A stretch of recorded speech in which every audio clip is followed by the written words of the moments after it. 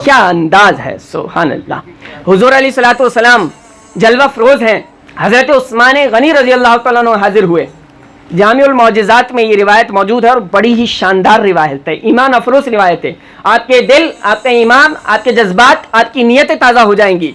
حضرت عثمان غنی رضی اللہ تعالیٰ عنہ حاضر ہوئے. عرض کی حضور صلی اللہ علیہ وسلم، فدا کا ابی و امی، یا رسول اللہ میرے ماں باپ آپ پہ قربان، ایک کرم تو فرمائیں. کہا کیا؟ کہا میرے گھر دعوت پہ تشریف لائیں. میرے گھر دعوت پہ. کتنے خوش نصیب تھے وہ صحابہ کہ جن کی دعوت پہ حضور خود چل کے تشریف لاتے تھے. کیا مقدر کی بات ہے. حضور علیہ السلام نے دعوت قبول فرما لی. جس نبی کی آمد کی ذکر کی محفل میں آپ بیٹھے ہیں نا، ان سے عشق کرنے والوں نے کیسا عشق کیا، یہ آپ ذرا سنیں تو صحیح. حضور علیہ السلام نے دعوت کو قبول فرمایا اور حضور علیہ السلام ساتھ چل کے تشریف لے جانے لگے. حضور علیہ السلام چل کے تشریف لے جا رہے تھے، حضرت عثمان غنی پیچھے پیچھے چلنے لگے. اور پیچھے پیچھے چلتے ہوئے پتہ ہے آپ کو کیسے انداز سے چل رہے تھے؟ عام انداز نہیں تھا چلنے کا. نگاہیں حضور علیہ السلام کے قدموں پہ جمی ہوئی ہیں. حضرت عثمان پیچھے پیچھے چل رہے ہیں اور نگاہیں جمی ہوئی ہیں. یکدم حضور علیہ السلام رکے اور رخ والضحیٰ متوجہ کر لیا. کہا اے عثمان کرتے کیا ہو؟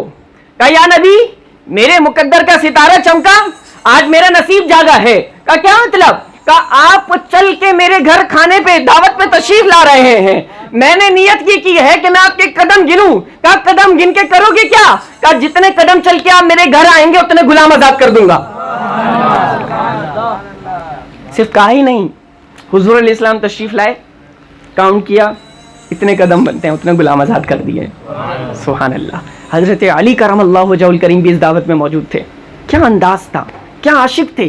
حضرت علی نے جب یہ انداز دیکھا نا تو بہت انسپائر ہوئے، بہت دل خوش ہوا. کیا انداز ہے یار عشق کا، کیا دعوت کی ہے. گھر پہ تشریف لائے. گھر پہ تشریف لائے تو سیدہ طیبہ طاہرہ زاہدہ عابدہ شاکرہ حضور علیہ السلام کی شہزادی سیدہ پاک رضی اللہ تعالیٰ عنہا کو حضرت علی نے کہا یار کیا دعوت سجائی تھی عثمان غنی نے، میرے بھائی نے ایسے بتایا. کہا عثمان غنی رضی اللہ تعالیٰ عنہ نے کیا دعوت سجائی تھی. کہا کہا کل اسلام کو بلایا اور حضور علیہ السلام جتنے قدم چل کے آئے اتنے غلام کو آزاد فرمایا. دربار رسالت اور خاندان اور اہل بیت کا فائنینشلی معاملہ کیا تھا؟ وہ فقر اختیاری تھا، خود اپنے اوپر انہوں نے اختیار کیا تھا معاملہ آزمائش کا. کئی دن چولہے نہیں جلتے تھے، کھانے نہیں بنتے تھے، 3 دن بھی ہو جاتے تھے، ایسا عالم ہوتا تھا. اور یہ دعوت کیسی ہوئی ہے؟ شاہی دعوت. سیدہ پاک نے بنا کسی مایوسی کے کہا کہ آپ جائیں اور اللہ کے نبی کو ہمارے گھر بھی تشریف کی دعوت دکھائیں. بابا جان کو بیٹی شہزادی فرما رہی ہیں اے علی آپ جائیے اور حضور علیہ السلام کو دعوت دے کر آئیے، ہم بھی حضور علیہ السلام کی ایسے ہی دعوت کریں گے. حضرت علی، اب یہاں پہ دیکھیں بات کی کچھ باتیں ہڈن ہوتی ہیں، لکھی نہیں ہوتی ہیں، وہ سینیریو سمجھا رہا ہوتا ہے. حضرت علی کرم اللہ وجہہ الکریم نے یہ بات سنی ہے، کتابوں میں لکھا ہے، حضرت علی چلے گئے. شوہر کو اپنے گھر کے حالات نہیں پتا ہوتا فائنینشلی کہ آج میرے گھر میں راشن نہیں ہے، آج میرا چولہا نہیں جلے گا. پتا ہوتا ہے نا، سب کو پتا ہوتا ہے اپنے گھر کے حالات. اب بیوی کہہ رہی ہے کہ بلا کے لے آؤ دعوت پہ، اور ایسے ہی شاہی دعوت ہونا تو یہ چاہیے تھا کہ شوہر رکتا اور کہتا بی بی آپ کا عشق بڑا ہے لیکن مجھے یہ تو بتائیں انتظام کہاں ہے. لیکن بنا کسی ایک سوال کے حضرت علی پلٹے اور حضور علیہ السلام کو دعوت دینے چلے گئے، کیونکہ انہیں پتا تھا ارے یہ کوئی عام شخصیت نہیں ہے، پوری کائنات کے تاجدار جن کے ہاتھوں میں خزانوں کی کنجیاں ہیں ان کی شہزادی ہیں. چلے گئے، حضور علیہ السلام کو دعوت پیش کی، وہاں نبی علیہ السلام کو دعوت پیش کی. یہاں سیدہ پاک کا عمل دیکھیے، سیدہ پاک نے مصلی بچھایا، سر سجدے میں رکھا، اللہ سے دعائیں کرنے لگی. حضور علیہ السلام تنہا نہیں آئے بلکہ حضور علیہ السلام نے صحابہ کو بھی لیا، صحابہ کرام کو جمع کیا اور دعوت پہ تشریف لے گئے.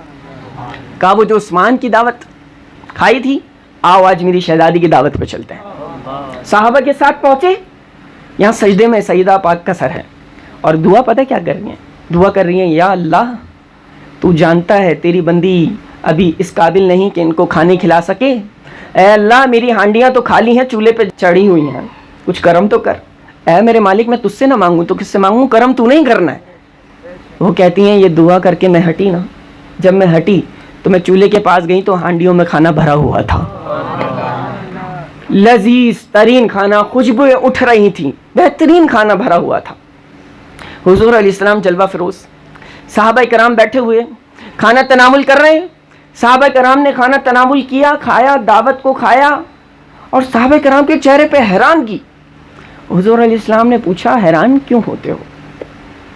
حضور علیہ السلام نے پوچھا سیدہ پاک نے دعا کی، کسی کو پتا ہے؟ نہیں. حضور علیہ السلام نے صحابہ سے پوچھا ہے میرے صحابہ تم حیران کیوں ہو؟ کہا حضور اس کھانے کی خوشبو اور ذائقہ آج تک ہم نے دیکھا ہی نہیں ہے، ہم اس لیے حیران ہوتے ہیں. حضور علیہ السلام نے فرمایا اے میرے صحابہ بتاؤ یہ کھانا کہاں سے آیا ہے؟ کہا اللہ کے رسول آپ ہی ارشاد فرمائے کہاں سے آیا ہے؟ کہا میری لاڈلی شہزادی کی دعا کے صدقے اللہ نے ہمارے لیے جنت سے کھانا بھیجا ہے. جن کی دعاؤں کے صدقے رب جنت سے کھانے بھیج دے ان کی دعاؤں کا عالم کیا ہوگا، ان کی شان کا عالم کیا ہوگا. صحابہ حیران خوشی کے عالم میں جھوم رہے ہیں، لیکن ابھی دعوت کا معیار پورا نہیں ہوا. وہاں تو غلام بھی آزاد ہوئے تھے، یہاں کیا ہوا؟ مقدر پہ قربان جائیں. کیا شان ہے ہماری کہ ہم حضور کے امتی. سیدہ پاک نے سر سجدے میں رکھا اور سر سجدے میں رکھ کے دعائیں کرنے لگیں، اور دعائیں کرتے کرتے کہا یا اللہ تو نے اپنی بندی کی لاج رکھی ہے نا، اے میرے مالک تو نے اپنی بندی کی لاج رکھی ہے نا، کھانا کھلایا ہے نا، جنت سے بھیجا ہے نا. اے میرے اللہ میرے پاس مالی حالات اتنے نہیں کہ میں غلام آزاد کر سکوں، لیکن اے میرے مالک میں غلام آزاد نہیں کر سکتی تو کیا ہوا، میں دعا کرتی ہوں جتنے غلام عثمان غنی نے آزاد کیے اے میرے مالک، جتنے میرے نبی قدم چل کے آئے ہر قدم کے بدلے تو حضور کی امتیوں کو جہنم سے آزاد کر دے. جب یہ دعائیں مانگنے لگیں، یہ دعائیں سر سجدے میں دعائیں مانگ رہی ہیں، حضور علیہ السلام کے پاس جبریل امی آ گئے. جبریل امی نے آ کے عرض کی یا نبی اللہ ایک خوشخبری سنانی ہے. کہا کیا خوشخبری ہے؟ کہا وہاں دوسرے کمرے میں آپ کی شہزادی سر سجدے میں رکھ کے رو رہی ہیں اور دعائیں مانگ رہی ہیں کہ آپ کے جتنے قدم آئے اللہ اتنے امتی کو جہنم سے آزاد کر دے. فرمایا سنے رب کا فیصلہ. رب نے فرمایا اے نبی جتنے قدم چل کے تم آئے ہر قدم کے بدلے 1000 امتیوں کو جہنم سے آزاد کرتا ہوں، جہنم سے آزاد کرتا ہوں. یہ شان، یہ عظمت، یہ رفعت، یہ بلندی، یہ عالم، اتنی محبت یہ خاندان، یہ اہل بیت، یہ آل رسول امتیوں سے کریں. اپنے لیے کچھ نہیں مانگا تو ہمارے لیے مانگا، ہم پھر بھی ان سے وفا نہ کریں، ہم کہاں جی رہے ہیں؟ آپ اندازہ تو کریں دعاؤں میں حضور کے امتیوں کے لیے دعائیں کہ اللہ انہیں جہنم سے آزاد فرما دے، اپنے لیے نہیں مانگا. حضور علیہ السلام نے فرمایا فاطمہ تو بضعۃ منی، فاطمہ میرے جگر کا ٹکڑا ہے. ایک سیدہ پاک کا جب ذکر آئے تو پھر جذبات ابھر آتے ہیں. ایک میں نقطہ بیان کرتا ہوں پھر اپنے آگے بڑھتا ہوں. پوری کائنات میں سے سنیے گا آپ کا عشق تازہ ہوگا، پوری کائنات میں سے کوئی بھی مسلمان صحابی رسول حضور علیہ السلام کی بارگاہ میں حاضر ہوتا ہے نا، جملہ کیا کہتا ہے؟ فدا کا ابی و امی یا رسول اللہ، میرے ماں باپ، سبحان اللہ، میرے ماں باپ آپ پہ قربان جائیں.